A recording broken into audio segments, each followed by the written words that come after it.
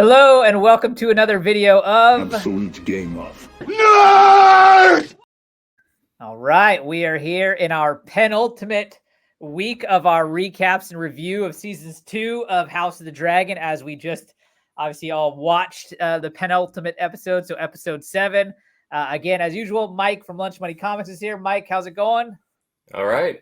Right on. What did you tell me? Let's get into it. What did you think of episode 7? So this is tough. This is the first and only one I've had to watch on my phone. I was on vacation. I was on Martha's Vineyard on an island, and I watched it with a phone and earbuds. So there were some pretty epic moments in this that weren't as epic on a tiny screen. So I'm eager to watch it again. But yeah, obviously there was a couple pretty big storyline threads that kind of came to a head. Some pretty pivotal moments, that'll be leading later, but also some big character moments of existing people we already have. I can't wait to get into that, actually. Yeah. So let's see. So it starts off. Wait, what is the opening scene? Is her and Adam. Adam. Oh yeah, that's right. Her and Adam on the beach. And so yeah, like we talked about, like she didn't have to chase him down. We figured we wouldn't see that. They start off just right there, already even off their dragons. Right. And you have Sir Adam, and I'm trying to remember how it. This is not how it happened in the book. No. But here we have him, and they're on the beach, and he immediately is like, "I'm here to serve." There's no, you don't owe me anything, nothing like that going on. So, still, I thought it was a cool scene. It was just cool, kind of seeing the two dragons there. I never realized how like whitish gray Sea Smoke is, but then it makes sense with his name. So yeah, exactly. Yeah, that was pretty cool to see them in broad daylight and stuff too. It's kind of nice, a lot of times it's kind of don't really see them. You pretty much saw them as they are. I thought it was cool because it catches her off guard. She expects she kind of is very antagonistic, obviously. Like it has her husband, her old husband's dragon. Who is this person? And he immediately bends the knee, and it throws her off, I think, a little bit, and she changes her attitude pretty darn quickly. So that was pretty cool. But of course, it leads into the conversation with Mysaria that, it doesn't have to be noble birth. You can't really stick your nose up to that. It comes down to, if you really think it's blood, it's blood. Yeah. Real quick, before we get into all of that, I wanted to say, did you see, it's now been, I think, 2 weeks when George R. R. Martin wrote a little blog post on some things he was upset about with the show in regards to the dragons. Did you see that at all?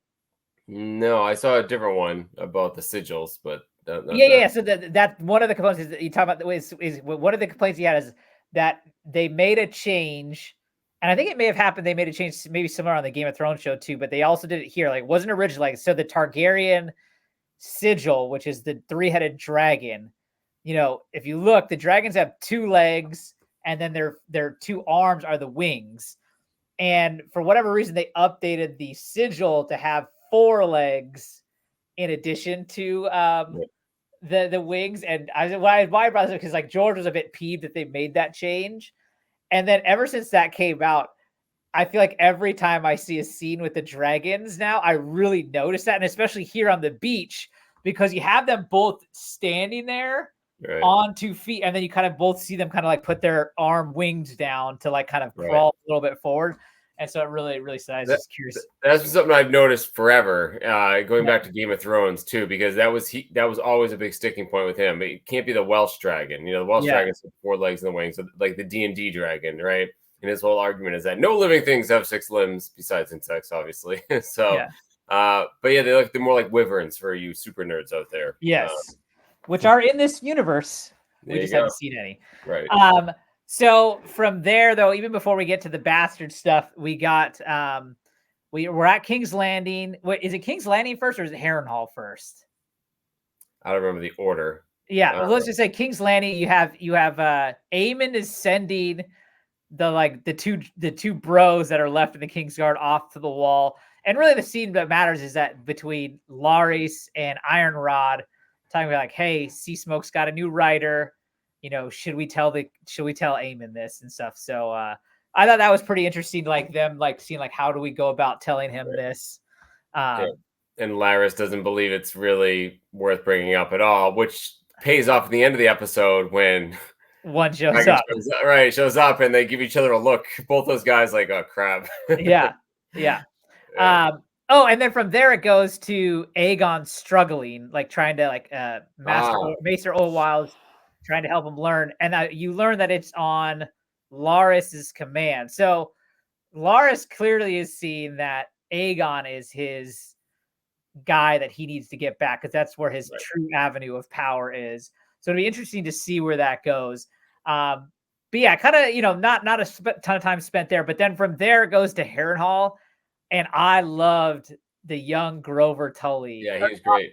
Oscar Tully, Yeah. uh, just owned Damon. I thought it was awesome. Yeah, it was awesome. Yep. Yeah, going back to this thing real quick with Laris though, like so there's one thing that's kind of ambiguous. Obviously, like he knows he can manipulate Aegon and not Aemond, obviously.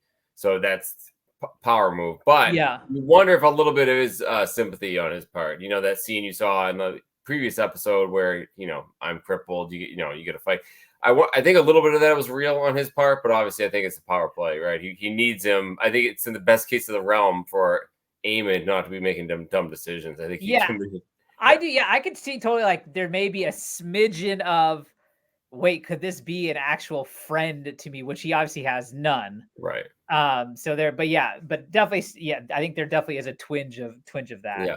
But Um, yeah, so going back to Harrenhal, though, yeah, that was awesome. I mean, it happens twice, right? It happens when not Grover, Oscar, right? Oscar's the kid. Keep saying Grover. When Oscar is, when he first meets Damon inside Harrenhal, he kind of gives it to him a little bit, but then once they're out in the courtyard, the kid just comes. He just does not care. I mean, Yeah, it's like, and you can see Damon just getting like upset, and Simon, that looks to each other like, "What is this kid doing?"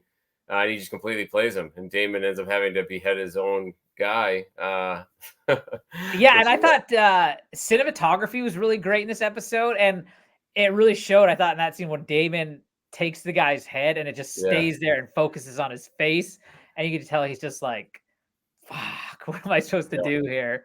Nick, he Uh, says, you need our swords. You don't need our love, or something like yeah, that. yeah, yeah, yeah, yeah, yeah. That's pretty I don't cool. need your love. I need your swords. Yeah. Yeah, yeah, And I just like too when he's like, "Watch your tongue, boy," and he's like, "But you do want our army, right?" right. He's Yeah, like, "So right. then I can talk back to you." Yeah, Yeah, and I mean, the that's it. kid played well with the other lords when they were like, "Why should we prove it?" or "Why should we go follow you?" And Yeah, he had great. I mean, obviously, um, yeah, I thought the kid was awesome in that scene. yeah, Um, all right, so then from there, right, we head to Dragonstone, right? This is kind of like the bulk of the episode. And so, like, as you were mentioning, like Massaria is like, I loved her line. You don't need to look that far. Look between underneath the sheets and underneath the wood piles. right, right, Um, and I just think it's so funny. We talked a little bit about this last week, where this idea of like nobility and highborn versus lowborn, and still Rhaenyra is like not in her head, and she's like, and Masari just laid it out clear for her. Where she's like, your own brothers want a war with you, but the shipwright wants to serve you. Like, right. open your eyes, girl. Like look what's in front of you. Don't just brush it off.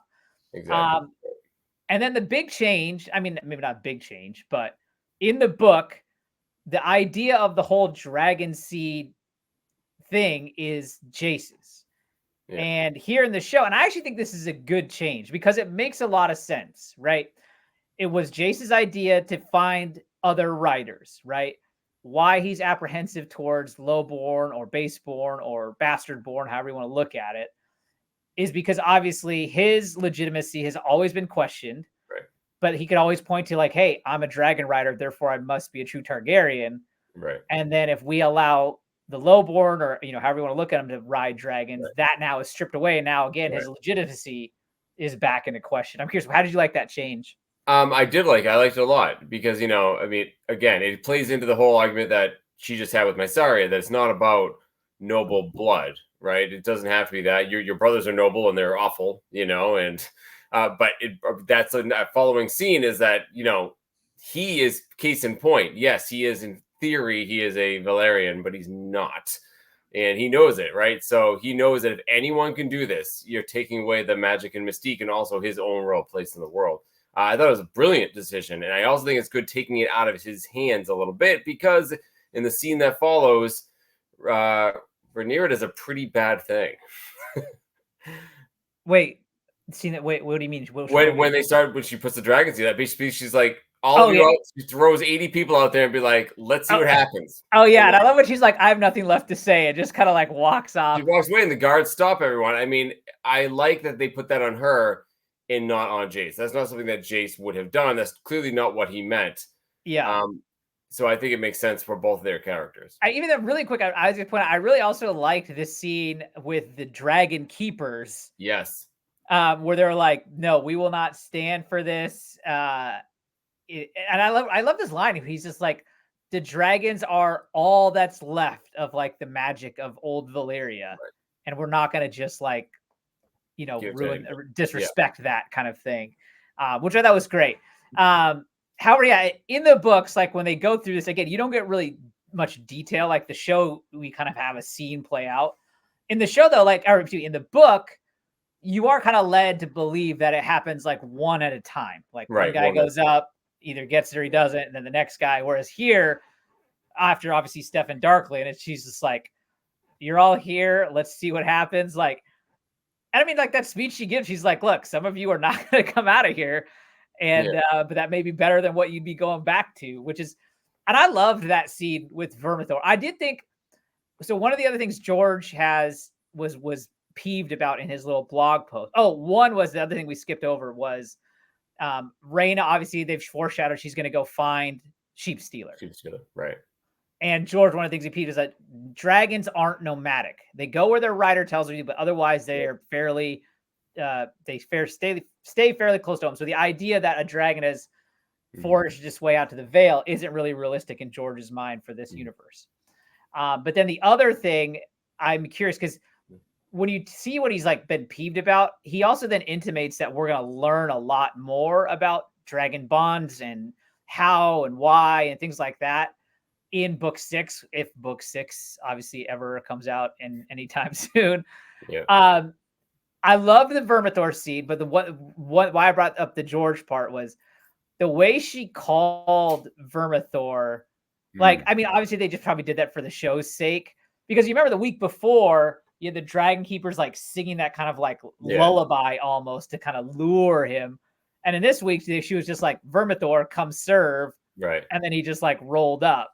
But then from there, and then I'm interested to like understand, like, if George does elaborate, like, does Vermithor have like a kinship with Rhaenyra because she's a fellow dragon rider? Right. Like the way she kind of, I mean, well, first things first, in the show, they hint that obviously the Targaryens do have some sort of ability to do that. You saw it in season 1 with Daemon singing to whoever was the cannibal. It might have been Vermithor.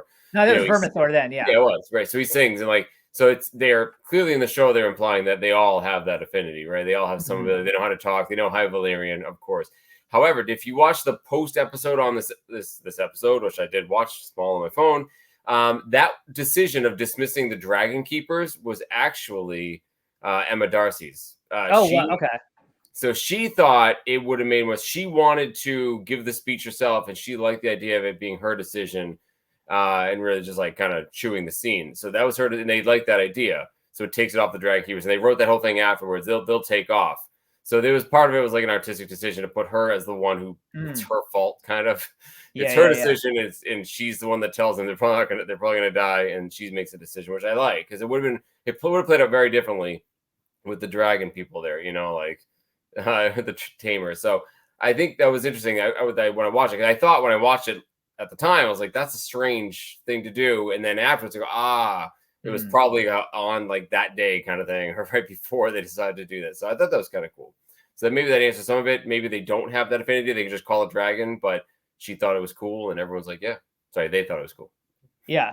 And then I just like, it was so funny. She's like, I've got nothing else to say to you. And then she just like rolls out, and you have that one unfortunate looking guy kind of steps forward. He's going to go for it. He's clearly scared shitless with one weird eye. Yeah, it looks like his face was like pushed over to one, like he got punched and like his face, right, and it never healed or something. Yeah. But then, like as you said, like the guards when Vermithor just roasted him, they all ran, and the guards held them back. I mean, some got through, obviously, but the most part, and then the guards ended up getting Yeah, roasted. right. And then just Vermithor just has a feast. Yeah. And I thought that was cool though, like watching kind of Hugh make his way around it. And then finally kind of like, all right, F this, like let's I'm Yeah. clearly not gonna win if I'm running, so let's see what Right. happes if I face him. Well, it was probably he did it to save that woman there. Yeah, so yeah. that was cool. But that was it. That was enough. Vermithor was like, "Oh, you're brave. You stood up to me." So that was kind of cool.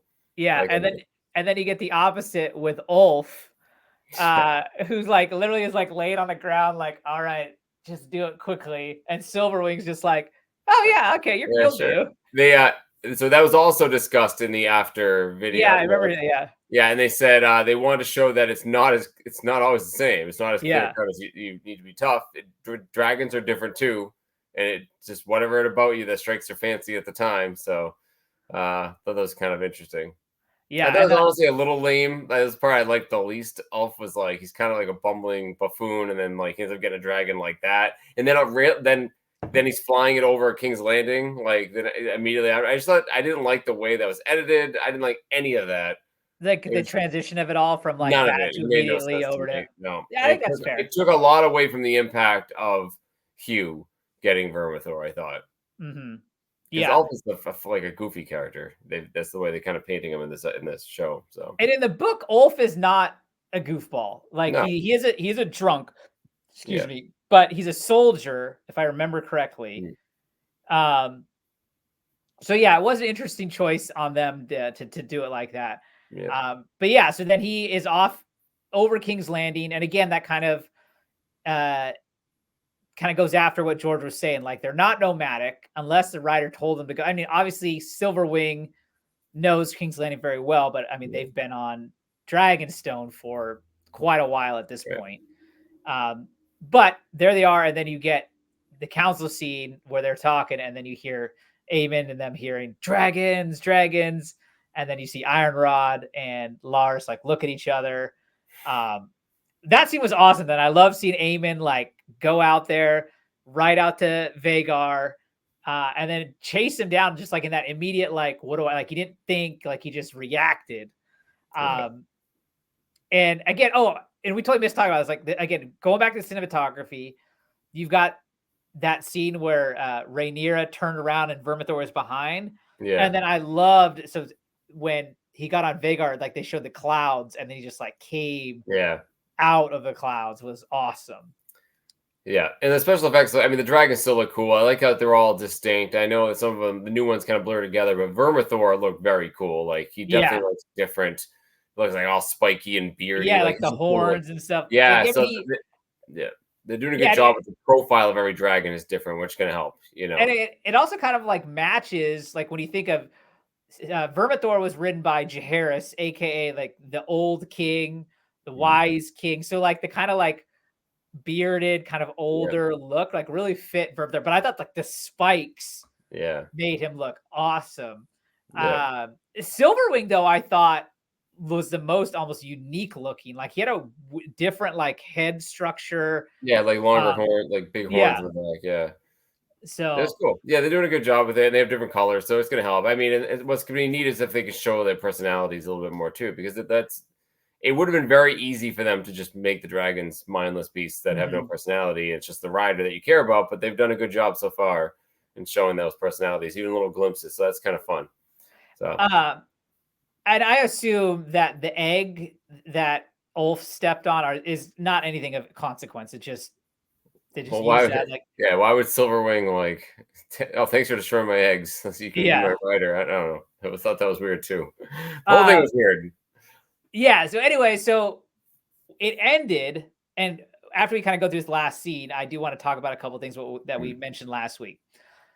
That shot of Rhaenyra after Vhagar turns around. Yeah. And that shot of her, you see Silverwing land on the castle in the background. You have Vermithor is right there, and then you see Syrax come up, and they all start like roaring. I was like, "Oh, that is sick." Yeah, that's pretty cool.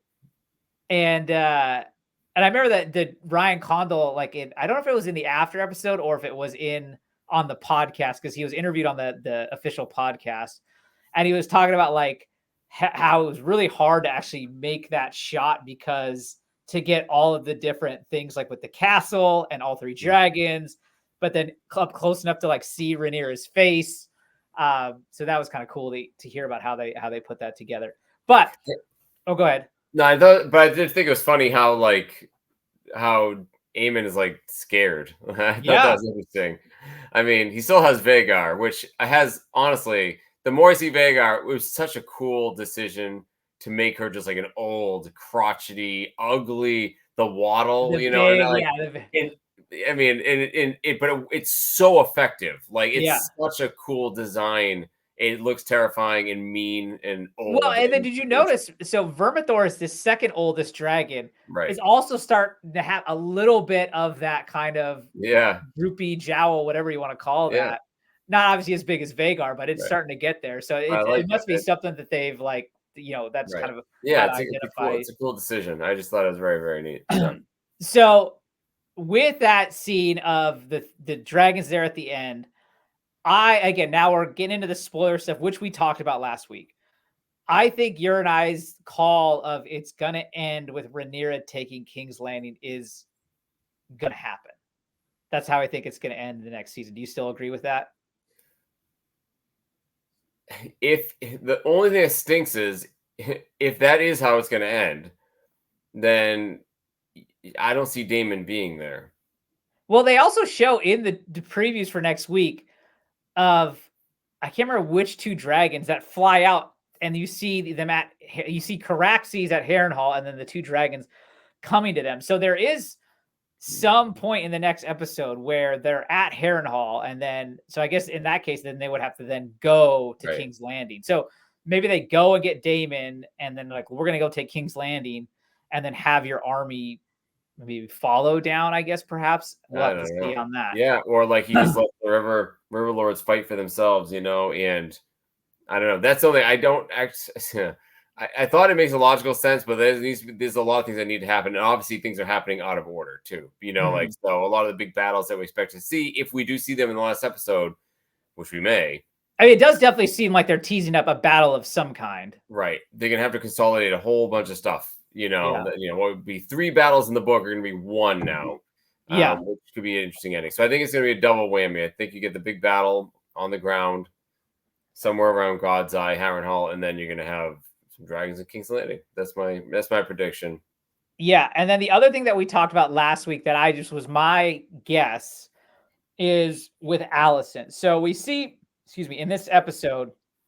So in the books at this point now, Alicent is essentially now done with the story, right? Like, she's out of the picture. Obviously here, they're not casting Olivia Cook to now just disappear, right? She's going to have a part. And last week I talked about, like, in my mind, I could see she's been finding out and realizing that, like, I've made the wrong decision. But yet she's so desperate to, like, do good. Like, all of her decisions are motivated by she thinks she's doing the right thing.